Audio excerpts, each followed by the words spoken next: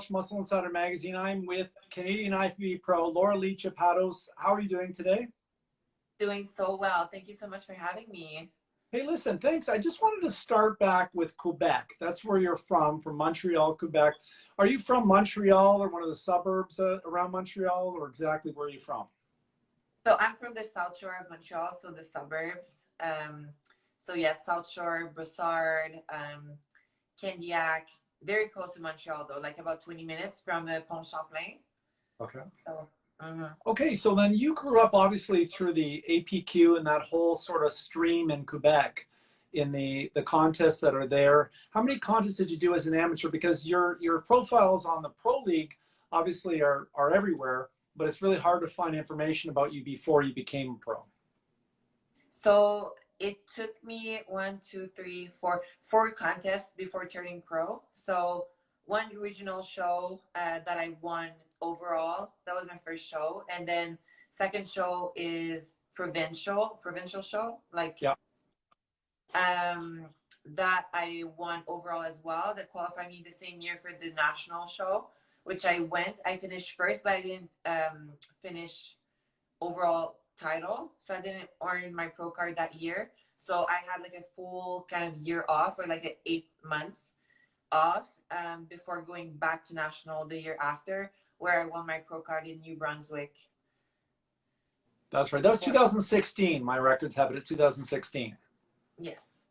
Okay, so now how? I mean, you lived in Montreal. You obviously went on the internet. You saw everything in LA and Gold's Gym Venice and everything. How did you transition? Because all of us Canadians look at people in LA and we're like, man, I would love to go there and see like Arnold, where you're paying, getting paid to train and you're on Muscle Beach. How did you do that? Gosh, I kind of went for a very short, travel.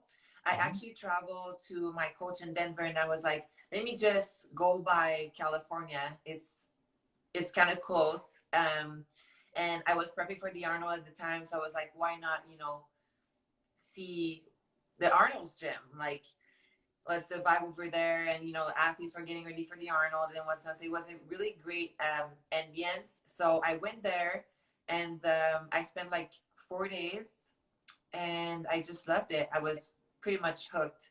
I met so many people, and I was like, oh my God, there's actually like a culture of people just like me, whereas in Quebec, I had more the feeling that, not that I should hide myself, but I was more kind of like introvert, and I wouldn't, bound with anybody. Like, I was just going kind of to the gym and then go back to my regular life. So actually there, it was just like a 24/7 kind of like, you go to the gym, then you go to Firehouse, and like everything that you actually see, like people actually do, and it's such a cool vibe, and it's just like a very healthy vibe where like California is like, people come from Canada, how like we kind of live in a fast pace. Yeah. I don't know for you, but we kind of, I don't know, I've always been used to kind of a fast pace where people like, they wake up at 5 in the morning, they go to work and then come back. And I was living the fast pace before, and you go to California, everybody's so chill. They get their little coffee in the morning, then you go to the beach and walk. Like, it's so, but it's very healthy. And of course I went in February, which was like, oh my God, it's sunny outside, like normally it's so cold back in Canada. So I don't know, I was hooked, but I just did it. You just have to take the chance and do it. So how did your parents react? Because obviously the thought that you become a pro bikini competitor and then you're moved off to California, it's like, is she gone for good? Like, how did they react to you wanting to leave and move away so far? I think it took kind of a process. I think I never kind of voiced that I was going to move permanently in California. But I think now they get it, and they see how happy it makes me, and they're very, very supportive.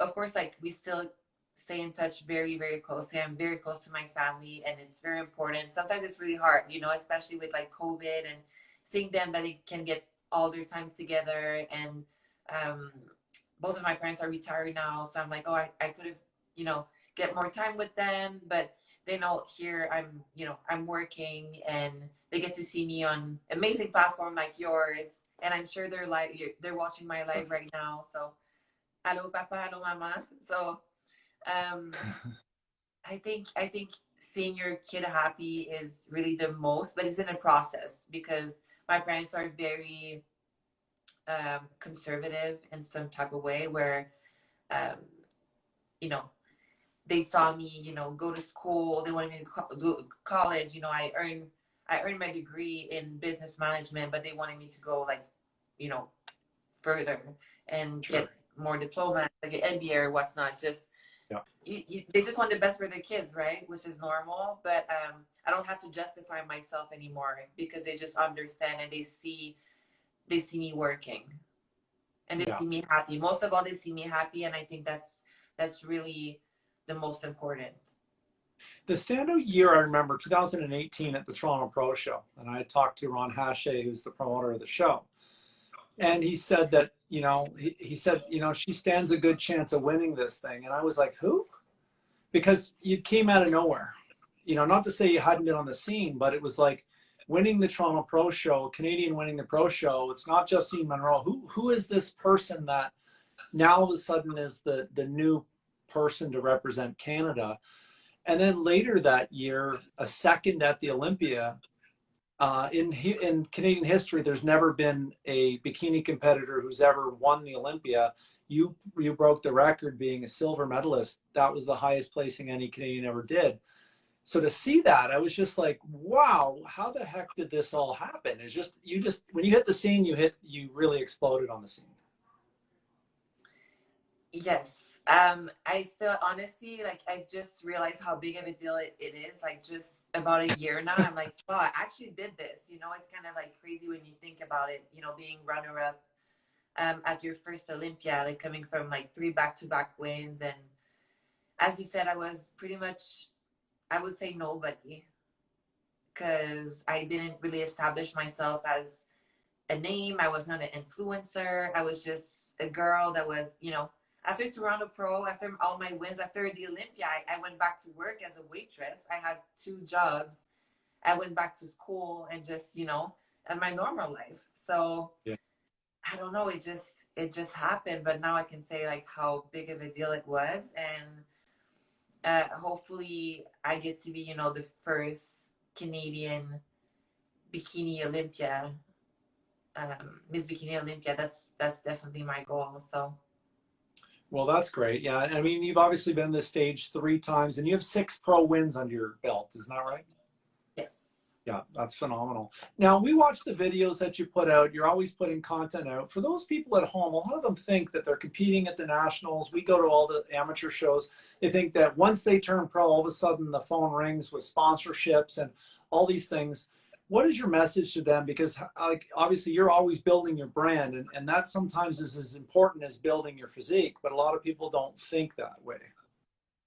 Yes, and not only that, people, I think, when you're expecting things right away and things that they're expecting things to come to them so fast, normally you pass on really great opportunities if you're able to wait. I always say that great things take time, so make sure you take time. Make sure not only that you take time, but building your brand, stay true to yourself all the time. Like, don't sell yourself short for something that you want right away. um, I had my first real sponsorship after finishing second from the Olympia, with Gas Supplements, a huge Yeah. company in the United Yeah. States. And it was huge. It was a 2-year contract, and I was really excited. But I was still working part time when I had them, and slowly building my brand, but always staying really true to myself. All that I have is organic, and the following that I have is like my family now. Like they've seen me grow. They see me, you know, get my English better. Now they appreciate, that I take time, that I share my experiences, and I'm always staying really genuine and true to myself. So, yeah, don't sell yourself short. Like everything's gonna come in time where it's supposed, when and where it's supposed to be. So to the people out there that just think that because you earn a pro card, you get things easy, it's not that way, and it shouldn't be that way either. Um, every sponsorship that I have or every company that I endorse, I really hold them like very close to my heart, and I give my 100%. And it's something that, you know, they're part of me and they're part of my brand. You don't want anything to tarnish your brand either. So I want something that's easy for me. Like, I'm using the product, I'm gonna promote them because, and it just makes things easier. You don't want to be stuck in an everyday life where you're like, oh crap, like I have to get that product like in my face and kind of and be fake about it. It's not a good way to do things at all. Like Yeah. it really gets overwhelming. People think it's easy to know and be on social media all the time and having your face um, you know, everywhere. It's great when you have a great feedback, but sometimes you have people that are, you know, are gonna try to be mean to you, and you have to make sure that at the end of the day, when your phone is closed, what you have is true, and you're like, well, you know, people are not gonna like me, but not everybody's gonna like you, but at least you know that you've stayed true to yourself, and that's really the best way to go things, because actually you don't lose yourself, and you're able to just go tomorrow by being just yourself. And there's gonna be people that are gonna like you. Like there's 10 people that are gonna like you and one that's not gonna like you, but at least you have 10% that actually likes you for you, and that's really precious. Arnold Schwarzenegger said, "You know you're famous when you're hated by more people than you know." Yeah, it's a sad reality, but I'm very blessed to have such a great platform, people that appreciate me only for doing what I love. This is like every day I'm so grateful. I'm like, I wake up every day living my best life and like just doing what I love and having people loving me for what I love. Yeah. Isn't that great? You know, like that's what social media and just this sport allows you to do. Like if you actually love the sport to your core and you actually thrive by it and you share your experience to people, there's gonna be people that appreciate, that are eager to learn, that like the best comment for me, like leading to this Olympiad, was like, damn, like we see you working. We see that you're actually putting your heart and soul into it. I'm like, damn, that's like that's the message that I want to deliver. So it's great. I'm like, that my job is done, you know? Now, you faced a lot of controversy, obviously, being with Sean Roden, being around that, and you've had to keep your spirits high on that. I mean, one thing that's interesting about you is you're not somebody who we hear any gossip about. We don't hear you in feuds with people. You seem like this person who's removed from all the drama of the industry, which I think is really a testament to how strong of a character you have. How hard has that been through your prep for the last, obviously, like 2018, 2019, 2020, and then we had COVID for the last 12 months. That's been just so much stress on you. Did you find the last 12 months very stressful with COVID and everything? I think, how can I address this? I mean, not stressful. I was actually doing this video the other day, and it made me think of the past year. I've been pretty much in prep this past year, and of course, like I placed fifth, and that's my worst placing as an Olympian. And I could see all the negative points of what happened with the past year, but there's so much more to be grateful of. And as you said, like I don't go where drama is, and I'd rather be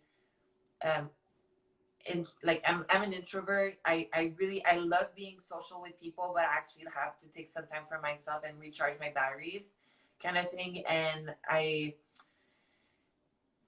mean, what can I say? Like me and Sean, we have this very solid bubble where together we share something very, very special that not a lot of people share, because we practice and understand each other, not only for the love of the sport, but the way that we train, the way how much important that is for us on a daily basis.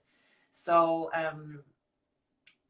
I don't, I mean, I owe credit so much for Sean, and I'm actually glad you pointed that out because people would think that it brings stress on me or what's not, but behind closed door, like we have something that it's very genuine, and we don't feel that we have to explain that to anyone. Or I think real love, you really see it not on social media, but how people are on a daily basis, and it brought me so much that I don't want to. I believe in myself more than I've never been before. Yeah. Even though I'm not placing as well, like he made me believe in myself and the beauty of the sport and how grateful we have to be to just be able to do what we do every single day. So yeah, I mean, COVID, other than just restriction about traveling, which I love attending to expos, I love traveling and meeting people and all these kind of stuff. Like I can't wait for that to be back open. Yeah. But we've been blessed that we had a place to train actually like 3 days a week. Yeah. In an actual gym. So these gyms were really special. Like we were giving like our all, like it was the last workout, and otherwise, being at home. But at the end of the day, we see the bigger pictures. We just have a job to get done, and I love everything about fitness and training, and I need it every day. I need it even though I'm sad, even though I'm mad. It's not an outlet anymore. It's just something that I've been able to go with a very solid purpose, and my goal was just getting clearer and clearer. So yeah, I can understand people like struggling not having access to a gym. I know in Canada, for example, my brother didn't have a gym for I think almost a year now, or like a straight 6 8. What about you? Like, do you have access to a gym at the moment, or? I'm in Vancouver now, so yeah, the gyms here, there's a limit to capacity, like 20% capacity or whatever. So you have to book in advance and things like that. But you're fortunate because in Quebec and Ontario, there's a lot of people, friends and family that are obviously affected by some of the different virus and then the new strains. So everybody's stressed about that. I think that people who are really into fitness, though, this is part of who they are. So to take that away from them, it's really causing a lot of depression and things. People are overeating. People are just not well, drinking every night, just sort of, even if it's just a small amount. But I mean, everyone's watching more Netflix than ever, and everyone's saving a little bit more money. But take us through, okay, Olympia, going into this show, obviously you're the odds-on favorite that's there. Last year you placed fourth, I believe. And then this year fifth was there. What would you do differently in your prep? Because I watched the video where you were Team Atlas and you guys were getting ready for the show. And sometimes he was explaining that sometimes you can go quickly, your body can change because it's so sensitive to different foods or stress and things like that. How did that affect things as it played out? And what would you do different if you could do anything different? Everything and anything, like now I see the past Olympia. I think there's a peaking strategy that we have to get someone in place for the next upcoming shows, especially like the next Olympia. Like I really want to present the physique that I know that I can present, and it's kind of a bittersweet moment when you're actually on the biggest stage and you're like, I was just right there last week. Like, what happened between that week, But sometimes it can be anything, like the temperature outside, or you went to your tanning and something happened, or just stress. Like for me, I think it's very that week, especially because I've been a whole year in my own little bubble, and then kind of like going into that big event, everything was just like so big and overwhelming, and like yes, people like are cheering for you, so you want to don't let down those people. But I want to change everything for the next show. I want to keep working on my my mindset. I want to keep growing to have this like muscle maturity and muscle density that now the bikini girls really do have. Like if you compare me to that lineup, I'm the smallest one now, and I used to be one of the considered most muscular of the lineup. So strategy right now is kind of like actually growing, and you know, building that muscle density where we're going to be able to, I would say, much, you know, have a better control on the peaking strategy, because the more muscle you have, it's less complicated for James and I to kind of figure out, okay, do we need to like make you full and have your waist kind of bloated a little bit from all the food, or you know, we tried the backload strategy, it kind of worked well, but then I was like flattening out even more. Then, you know, the water, all these variables that are just you know, you actually make everything different, but kind of everything the same coming to the next show. So we're gonna use a huge amount of time right now just to kind of grow and, you know, resting at the same time, having a proper off season that I didn't really have. I didn't have a proper off season since I would say 2015. 2015, between me earning my pro card, I had like an 8 month straight of, you know, growing phase, but I was like making sure that I had my meals on point all the time. I wasn't doing like little cuts here and there for photo shoot. Like that's what I've done, you know, this year. I was pretty much on prep all year long and, you know, doing photo shoot and what's not. So that kind of, I wouldn't say it hurt me in the long run, but it definitely did. It makes it optimal where I was able to actually like really, really grow and make huge improvement, especially because 2019 Olympia, I had a back injury. So first 3 months of post Olympia and post Italy, I was just focusing on getting that healed. Oh, wow. And then I was like, I was almost right back into prep in January for Pittsburgh Pro, New York Pro, and then COVID hit, and then everything just kind of got pushed back. But I was like, let me just, you know, thrive into a certain weight where I'm able to hold that weight and be kind of like show lean or like about 6 weeks out from a show, just for like photo shoot purposes, and also like if I wanted to jump on a show before the Olympia, which I didn't. And I was on prep for the Olympia for a long time. I was really pretty much ahead too.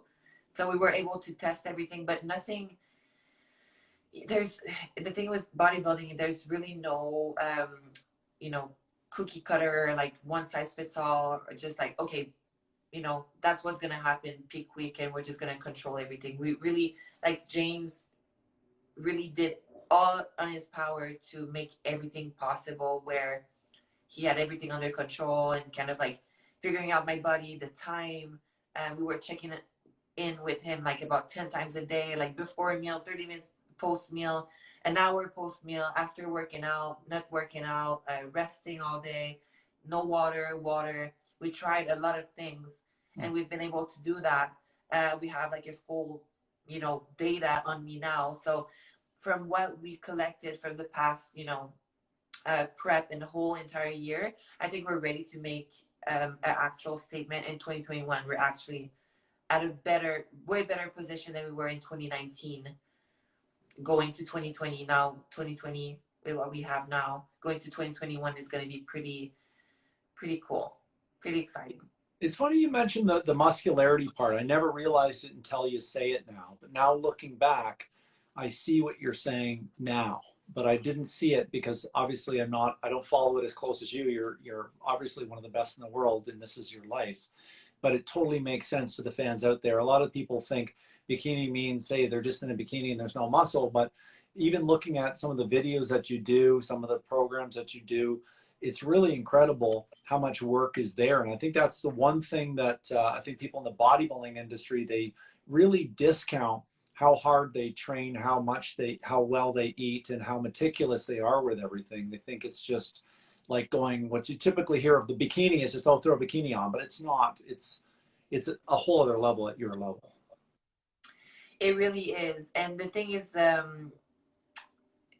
you know, we're not considered as newbie anymore. So like your muscle actually you know, it's even harder to put on muscle. You have to use like other techniques, which I love. Like, don't get me wrong, I love like challenging myself and, you know, learning about new techniques with different like trainers. And right now we're fortunate enough to have like YouTube with like all these amazing trainers out there that just show different, you know, technique to have our workout more challenging. But don't get me wrong, like I really train the hardest that I can. Like sometimes people comment on, and they're like, why you don't put more weight on, you know, certain exercise, but I don't videograph everything that I do all day. Like I'm actually like, I'm trying my best. Like I always go to failure every set, and take some time for recovery and all the meal planning and what's not. It's a lot of work. It's fun, but it's a lot of work. Don't get me wrong.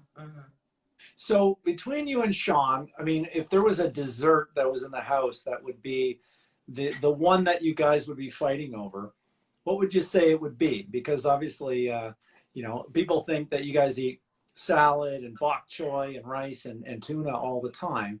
But when you do go off the diet, is it a Cheesecake Factory run or what exactly happens?